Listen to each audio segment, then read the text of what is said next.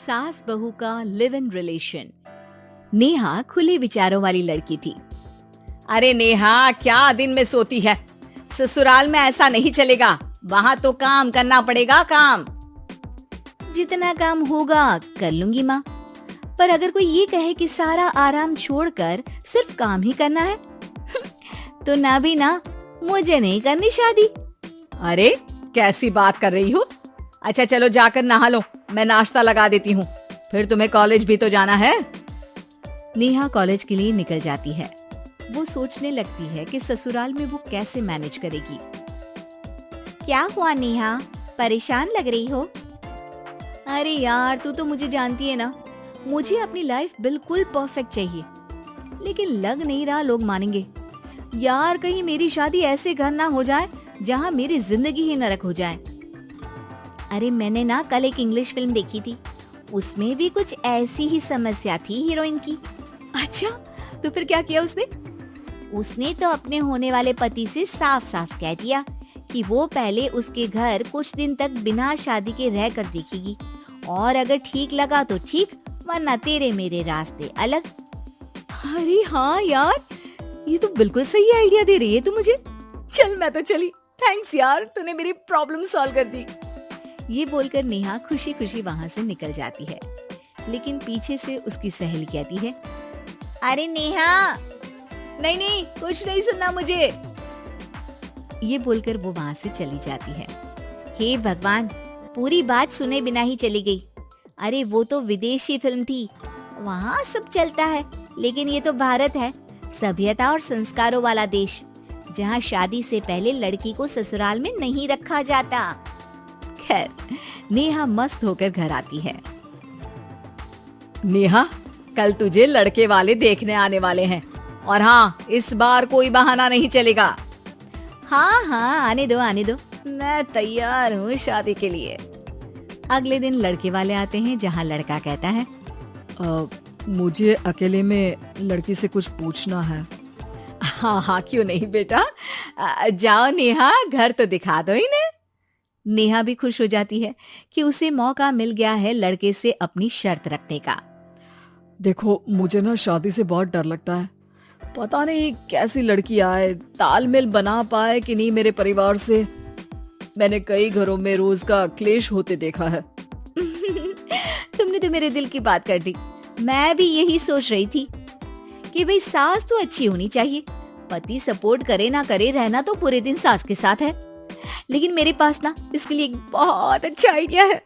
अच्छा, कैसा आइडिया?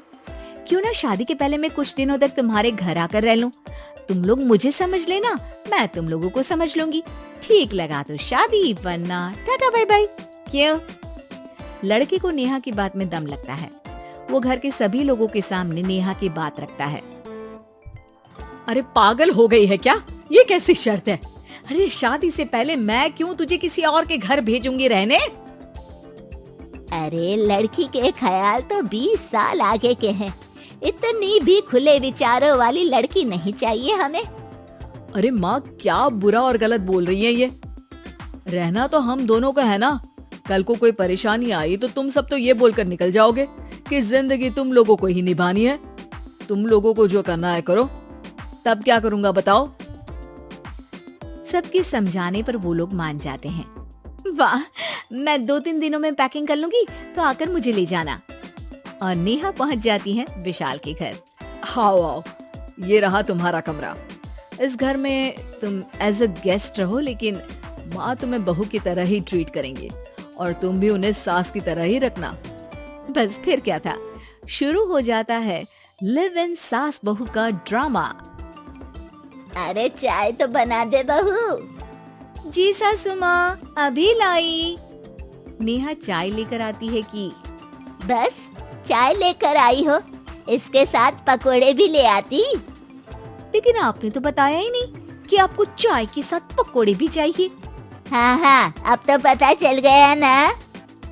रात को खाना खाने के बाद नेहा किचन में खटर पटर कर रही होती है। क्या हो रहा है वहाँ नेहा? माँ जी, मैं ना रात को अदरक वाली चाय पीकर सोती हूँ, ये मेरी आदत है। अच्छा, तो जरा मेरे लिए भी बना देना। दोनों सास बहू रात को चाय पीती हैं। अगले दिन नेहा, मैं मंदिर जा रही हूँ, मेरी साड़ी निकाल कर बेड पर रख दे। नेहा सास के लिए साड़ी निकाल कर रख देती है। वो देखती है कि उसके आने के बाद से सास ने घर का कोई भी काम करना छोड़ दिया है। यार मैं क्या करूं? ऐसा ससुराल तो मुझे नहीं चाहिए था जिसमें मैं ही सारा काम करूं। मैं तो ऐसा घर चाहती हूँ जहाँ सास और बहू दोनों मिलकर किचन में काम करें। हे भगवान, रात को चाय पी ली, पेट में गैस बन गई, अब तो चला भी नहीं जा रहा है। मुझे तो ऐसी बहू चाहिए जो हेल्थ के प्रति कॉन्शियस हो, क्योंकि वो ठीक रहेगी तभी तो मैं ठीक रहूंगी। दोनों समझ जाती हैं कि वो लोग एक दूसरे के लिए नहीं बने हैं। अगले दिन नेहा, जरा चाय तो ले आना। नेहा चाय के साथ चिला भी बनाकर ले आती है। सास खा पीकर सो जाती है। अगली सुबह तेरी बुआ सास आ रही है, उसे मैंने तेरे बारे में बताया है। तभी वहाँ गंवार सी एक महिला आ जाती है। चलो यहाँ से निकलो, कुछ नहीं है खाने के लिए, जाओ। ए नेहा, तमीज से बात करो, ये मेरी ननद यानी आशीष की बुआ है। हाय रे दैया, इतनी आकड़ वाली लड़की! अरे यही है ना जो शादी से पहले ही आकर बस गई है यहाँ पर। बस नहीं गई हूँ, बसना है या नहीं ये डिसाइड करने आई थी, लेकिन इन लोगों के रिश्तेदार इतने गंवार हैं, तो मैं तो ना कर रही इस घर में शादी। अरे भाभी, अरे क्या कमी थी हमारे आशीष में जो आपने ऐसी लड़की की शर्तों को मान लिया? अरे वो तो आशीष के कहने पर मैं झुक गई, वरना ऐसी लड़की को तो मैं घर में घुसने भी ना दूं। ए हेलो, ऐसी लड़की कैसी लड़की? हाँ, बिना समझे बुझे शादी कर लूं? अब तो समझ गई ना कि हम लोग गांव के हैं। भाभी को खाट पर सोना और रिश्तेदारों का गांव से आना जाना तो लगा ही रहना है इस घर में। हाँ हाँ, मैं तो किसी मॉडर्न घर में शादी करूंगी। ये बोलकर नेहा वहां से चली जाती है। अपने घर में आकर नेहा कहती है, ना माँ ना, लिव इन में रहकर देख लिया, ये गांव के लोगों का कोई भरोसा नहीं है।